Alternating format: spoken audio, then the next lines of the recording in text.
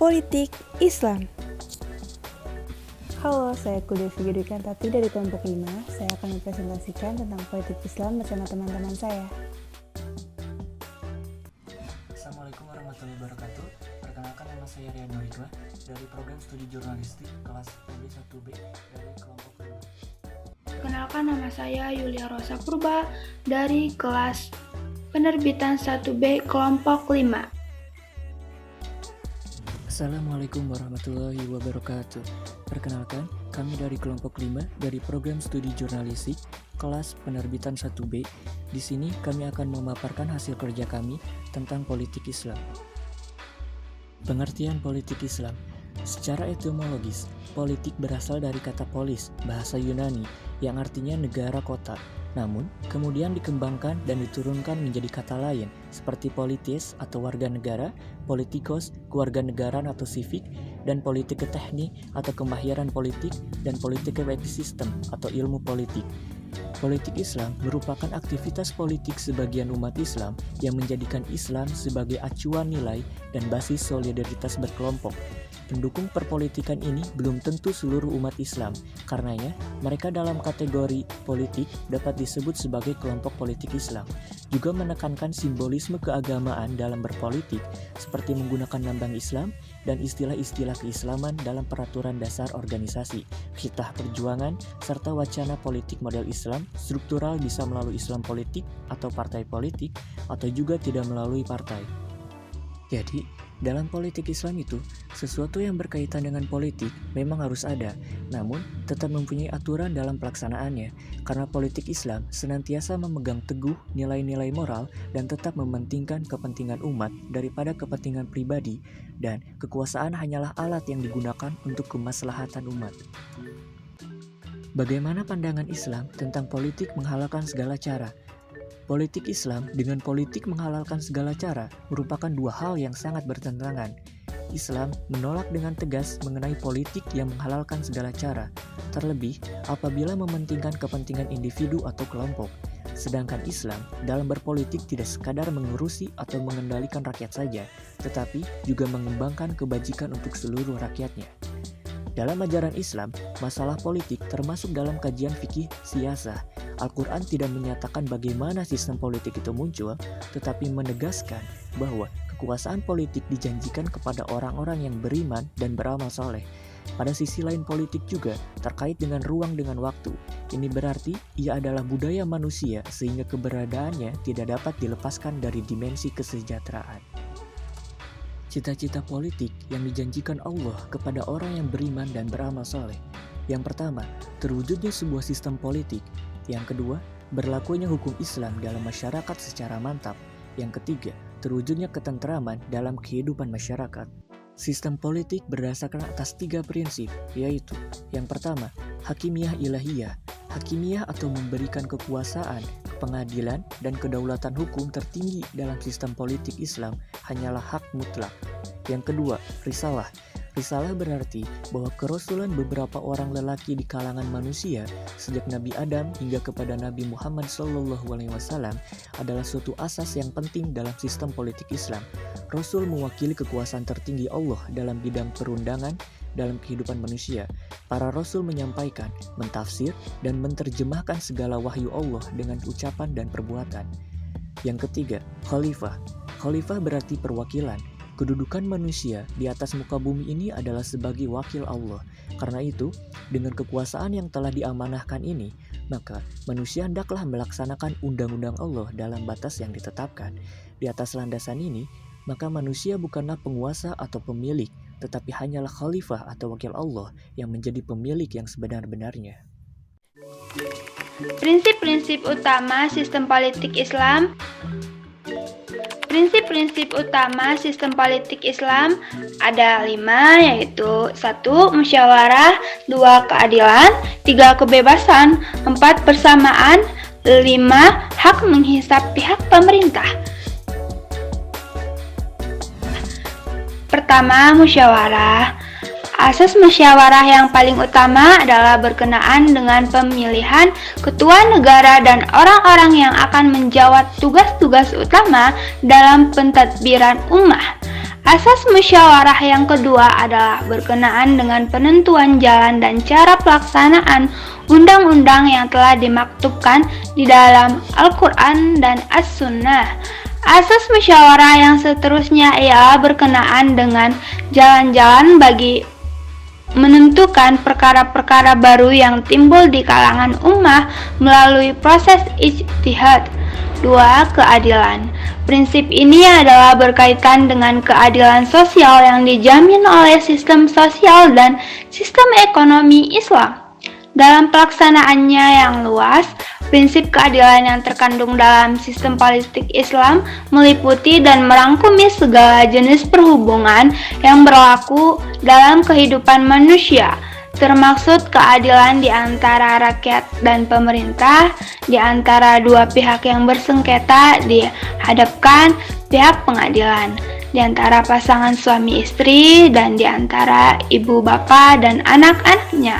Kewajiban berlaku adil dan menjauhi perbuatan zalim adalah di antara asas utama dalam sistem sosial Islam. Maka, menjadi peranan utama sistem politik Islam untuk memelihara asas tersebut. Pemeliharaan terhadap keadilan merupakan prinsip nilai-nilai sosial yang utama, karena dengannya dapat dikukuhkan kehidupan manusia dalam segala aspeknya. 3. Kebebasan. Kebebasan yang dipelihara oleh sistem politik Islam ialah kebebasan yang berdasarkan kepada makruf dan kebajikan. Menegakkan prinsip kebebasan yang sebenarnya adalah tujuan terpenting bagi sistem politik dan pemerintahan Islam, serta menjadi asas-asas utama bagi undang-undang perlembagaan negara Islam. 4. Persamaan. Persamaan di sini terdiri dari pada persamaan dalam mendapatkan dan menuntut hak, persamaan dalam memikul tanggung jawab menurut peringkat-peringkat yang ditetapkan oleh undang-undang perlembagaan, dan persamaan berada di bawah kuasa undang-undang. 5. Hak menghisap pihak pemerintah. Hak rakyat untuk menghisap pihak pemerintah dan hak mendapatkan penjelasan terhadap tindak tanduknya. Prinsip ini berlaku kepada kewajiban pihak pemerintah untuk melakukan musyawarah dalam hal-hal yang berkaitan dengan urusan dan pentadbiran negara dan ummah. Hak rakyat untuk disyurakan adalah berarti kewajiban setiap anggota dan masyarakat untuk menegakkan kebenaran dan menghapus kemungkaran. Dalam pengertian yang luas, ini juga berarti bahwa rakyat berhak untuk mengawasi dan menghisap tindak tanduk dan keputusan-keputusan pihak pemerintah. Politik Islam di Indonesia. Sejarah politik Islam di Indonesia. Pertama, periode menjelang kemerdekaan, atau kita mengenalnya dengan Orde Lama. Pada periode ini, elit politik Indonesia terbagi menjadi dua kelompok, yaitu kelompok yang menginginkan Indonesia berdasarkan asas Islam dan kelompok yang menginginkan Indonesia berdasarkan ideologi non-agama, yaitu kelompok nasionalis. Oleh sebab itu, dibentuklah BPUPKI dan Panitia 9 yang menghasilkan Piagam Jakarta. Namun, dalam isinya terdapat kalimat yang menyinggung para penganut agama lain, sehingga harus dirubah dan menjadi seperti sekarang. Peristiwa ini menjadi sejumlah kelompok Islam merasa dikhianati. Kekalahan ini oleh generasi Islam berikutnya dipandang sebagai kelemahan politik Islam. Dampak dari peristiwa tersebut memunculkan pemberontakan di berbagai daerah dengan tujuan mendirikan negara Islam. Kemudian, periode Orde Baru. Setelah ikut membantu menumpas pengikut PKI, harapan kelompok Islam untuk bisa banyak ambil bagian dalam politik di Indonesia pada awal pemerintahan Orde Baru tidak terwujud. Hal ini disebabkan oleh warisan kesalahpahaman dari pemerintah kolonial yang menganggap Islam sebagai sumber pemberontakan, yang dibenarkan dengan adanya berbagai pemberontakan kelompok Islam seperti DITII. Akibatnya, pemerintah Orde Baru cenderung fobia terhadap gerakan politik Islam. Kemudian, periode reformasi. Pada masa ini, politik Islam boleh dikatakan mencapai titik pijak yang sangat kuat. Kebangkitan politik Islam ditandai oleh beberapa fenomena yang hampir tidak muncul ke permukaan pada masa Orde Baru. Era ini muncul gairah pembentukan partai politik berbasis Islam. Menjelang pemilu 1999, sudah terdapat 35 buah partai Islam yang mendaftarkan diri ke Departemen Kehakiman. Setelah diadakan seleksi oleh tim 11 yang lolos sebagai kontestan pemilu 1999, sebanyak 20 partai Islam dan 48 partai politik. Kini, sejak reformasi telah 4 kali pemilu diselenggarakan. Partai-partai berbasis Islam secara akumulatif belum pernah meraih kemenangan. Implementasi politik Islam di Indonesia. Pada zaman dulu, pada masa awal penyebaran agama Islam di Indonesia pertama kali, bidang politik menjadi salah satu strategi. Karena jika ada satu raja yang masuk Islam, maka bisa dipastikan rakyatnya pun akan masuk Islam. Zaman sekarang, partai politik Islam itu merupakan sekelompok orang-orang Islam yang terorganisir dalam suatu wadah organisasi yang meletakkan Islam sebagai dasar dan garis perjuangannya untuk menyampaikan aspirasi maupun ide dan cita-cita untuk umat Islam dalam suatu negara. Partai politik Islam di Indonesia. Pertama ada partai yang berasas Islam. Contohnya ada Partai Bulan Bintang, Partai Persatuan Pembangunan, Partai Keadilan Sejahtera, dan Partai Persatuan Nahdlatul Ulama Indonesia. Kemudian ada partai berasas Pancasila, tetapi pada saat bersamaan mengedepankan simbol-simbol Islam, seperti bulan bintang, Ka'bah, atau aksara Arab. Contohnya ada Partai Cinta Damai, Partai Indonesia Baru, Partai Bintang Reformasi, dan Partai Syariah Islam Indonesia.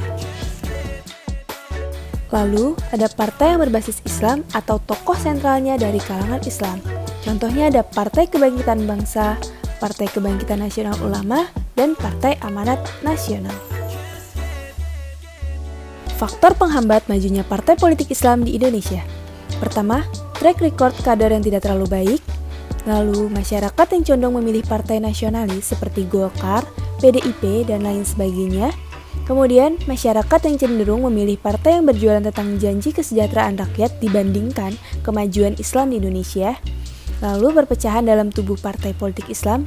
Dan yang terakhir, masalah yang sering timbul dari para kader partai politik Islam, seperti korupsi. Dalil-dalil tentang politik dalam Islam. Surah Al-Hajj ayat 41. الذين إن مكناهم في الأرض أقاموا الصلاة وآتوا الزكاة وأمروا بالمعروف ونهوا عن المنكر ولله عاقبة الأمور. Surah An-Nisa ayat 78 tentang hukum dari Allah, kekuasaan dan kedaulatan milik Allah Subhanahu wa taala.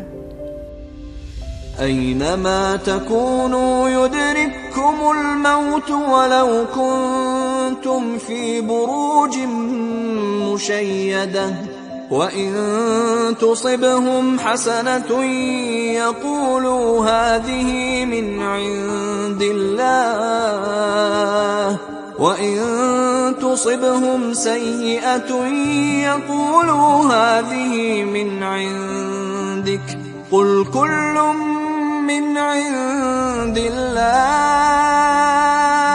فما لهؤلاء القوم لا يكادون يفقهون حديثا. Surah An-Nur ayat 48 tentang taat dan patuh kepada pemimpin. وَإِذَا دُعُوا إِلَى اللَّهِ وَرَسُولِهِ لِيَحْكُمَ بَيْنَهُمْ إِذَا فَرِيقٌ مِّنْهُمْ مُعْرِضُونَ. Surah Ali Imran ayat 159 tentang musyawarah dan sistem pengambilan keputusan dalam Islam. فَبِمَا رَحْمَةٍ مِّنَ اللَّهِ لِنتَ لَهُمْ وَلَوْ كُنتَ فَظًّا غَلِيظَ الْقَلْبِ لَانفَضُّوا مِنْ حَوْلِكَ فاعف عنهم واستغفر لهم وشاورهم في الأمر فإذا عزمت فتوكل على الله إن الله يحب المتوكلين. Surah Asy-Syura ayat 38 tentang musyawarah dan sistem pengambilan keputusan dalam Islam. والذين استجابوا لربهم وأقاموا الصلاة وأمرهم شورى بينهم ومما رزقناهم ينفقون. Surah Ali Imran ayat 103 tentang keharusan untuk bersatu padu dan larangan berpecah belah.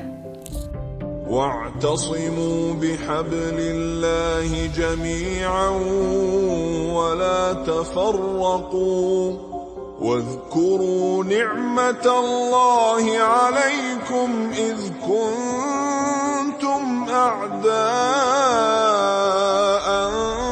فألف بين قلوبكم فأصبحتم بنعمته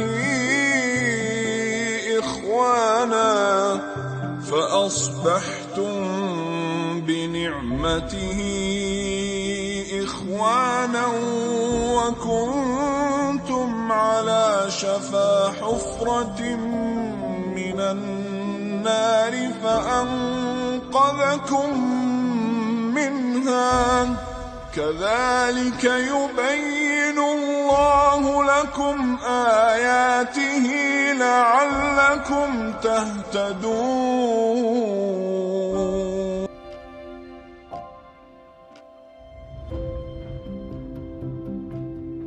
إن الله يأمركم أن تؤدوا الأمانات إلى أهلها وإذا حكمتم بين الناس أن تحكموا بالعدل إن الله نعما يعظكم به إن الله كان سميعا بصيرا.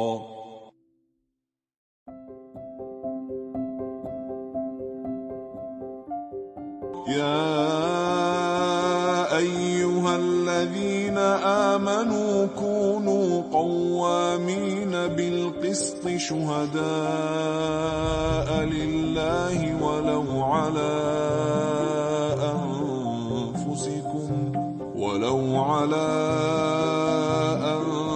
أنفسكم أو الوالدين والأقربين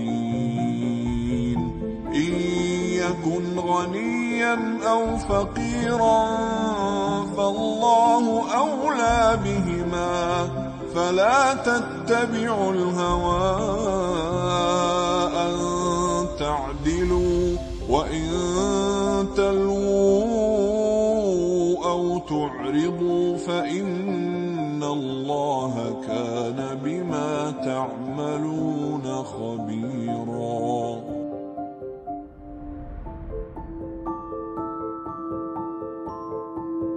وإن كنتم على سفر ولم تجدوا كاتبا فرهان مقبوضة فإن أمن بعضكم بعضا فليؤد الذي اؤتمن أمانته وليتق الله ربه ولا تكتموا الشهادة ومن يكتمها فإنه آثم قلبه والله بما تعملون عليم.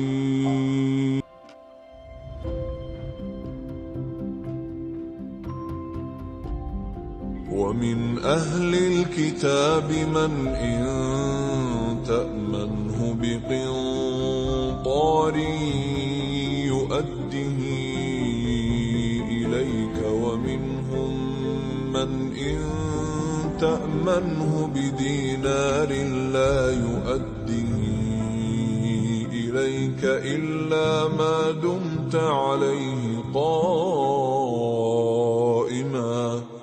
ذلك بأنهم قالوا ليس علينا في الأميين سبيل ويقولون على الله الكذب وهم يعلمون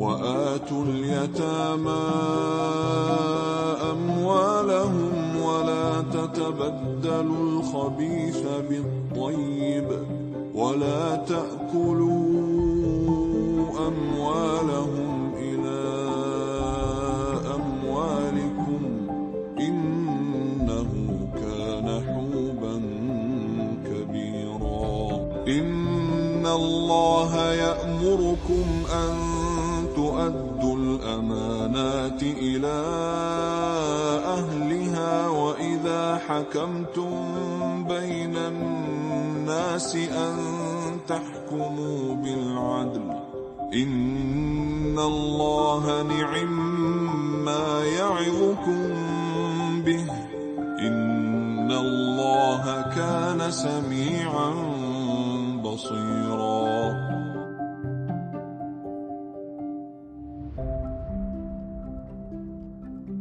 يا أيها الذين آمنوا لا تخونوا الله والرسول وتخونوا أماناتكم وأنتم تعلمون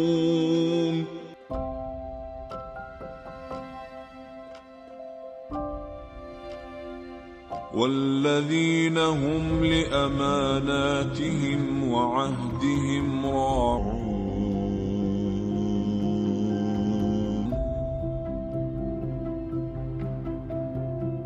يا أيها الناس إنا خلقناكم من ذكر وأنثى وجعلناكم شعوبا وقبائل لتعارفوا إن أكرمكم عند الله أتقاكم إن الله عليم خبير يا أيها الذين آمنوا قوا أنفسكم وأهليكم نارا وقودها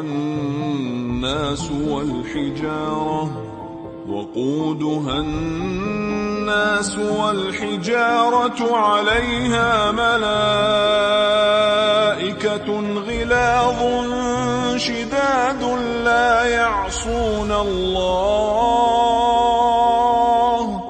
لا يعصون الله ما أمرهم ويفعلون ما يؤمرون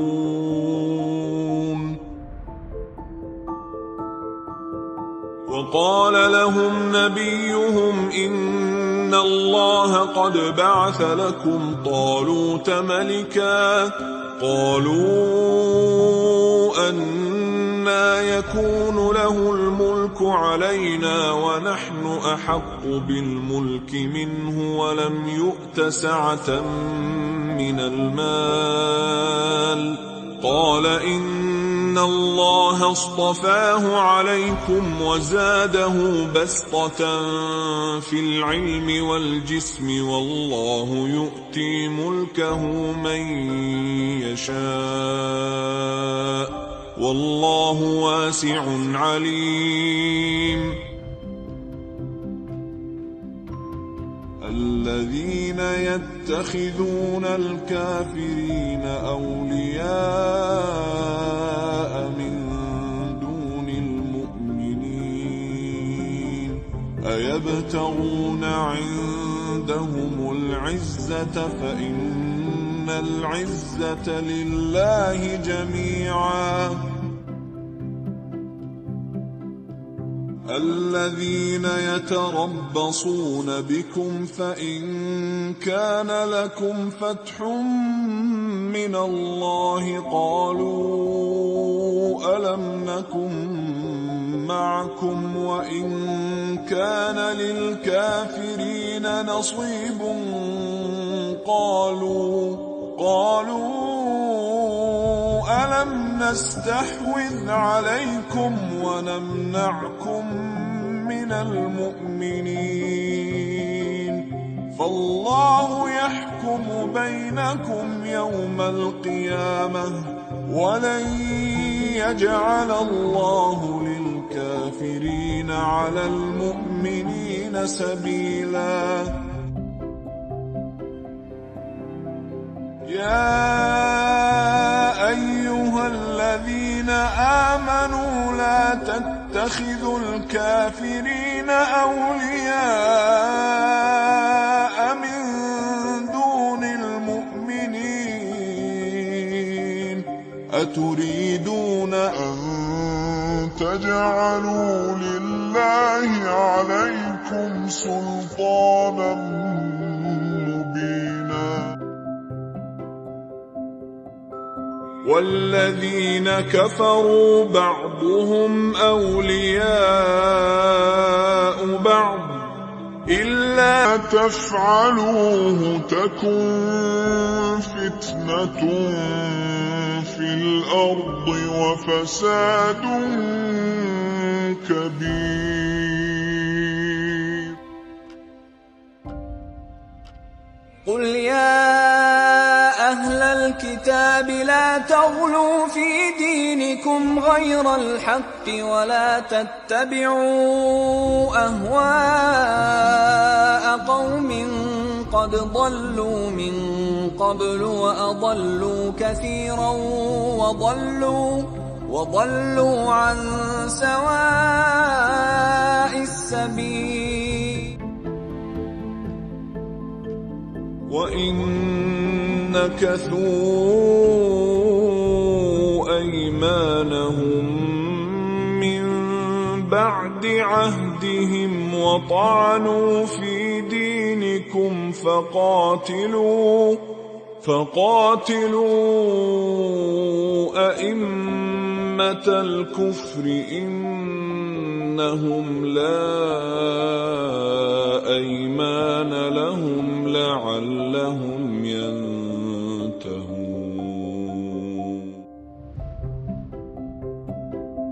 يا أيها الذين آمنوا إن كثيرا من الأحبار والرهبان ليأكلون أموال الناس بالباطل ويصدون عن سبيل الله والذين يكنزون الذهب والفضة ولا ينفقونها في سبيل الله فبشرهم بعذاب أليم وواعدنا موسى 30 ليلة وأتممناها ب10 فتم ميقات ربه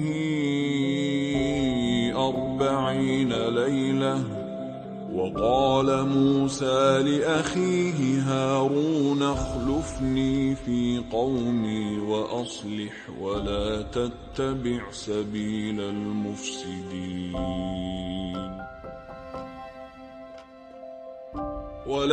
ولما رجع موسى إلى قومه غضبان أسفا قال بئس ما خلفتموني من بعدي أعجلتم أمر ربكم وألقى الألواح وأخذ برأس أخيه يجره إليه قال ابن أم إن القوم استضعفوني وكادوا يقتلونني فلا تشمت بي الأعداء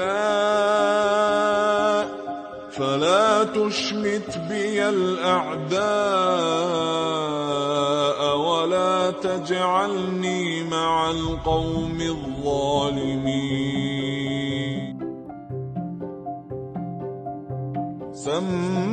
سماعون للكذب أكالون للسحت فإن جاءوك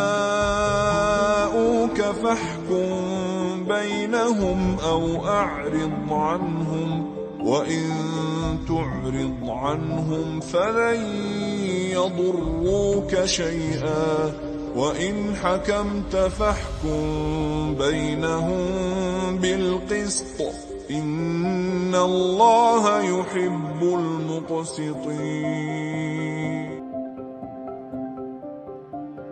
واخفض جناحك لمن اتبعك من المؤمنين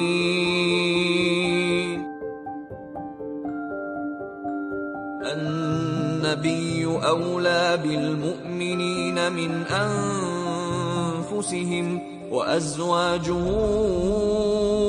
أمهاتهم وأولو الأرحام بعضهم أولى ببعض في كتاب الله من المؤمنين والمهاجرين إلا أن تفعلوا إلى أوليائكم معروفا كان ذلك في الكتاب مسطورا كان الناس أمة واحدة فبعث الله النبيين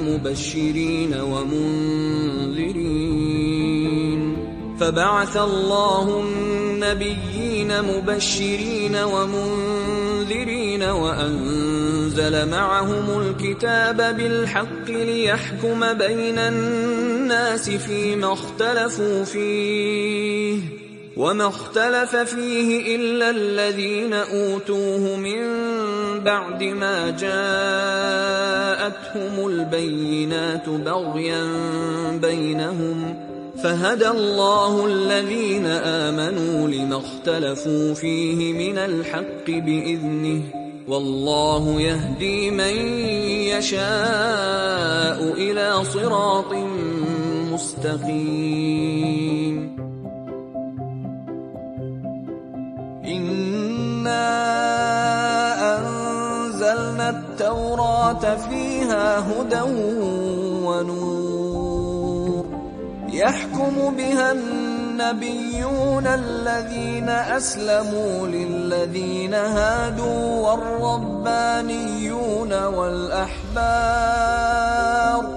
والربانيون والأحبار بما استحفظوا من كتاب الله وكانوا عليه شهداء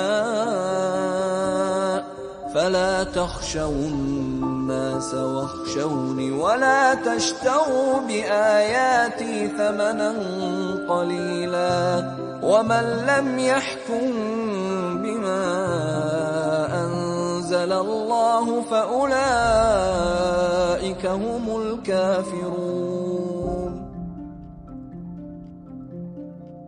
ألم تر إلى الذين يزعمون أنهم آمنوا بما أنزل إليك وما أنزل من قبلك يريدون أن يتحاكموا إلى الطاغوت وقد أمروا أن يكفروا به ويريد الشيطان أن يضلهم ضلالا بعيدا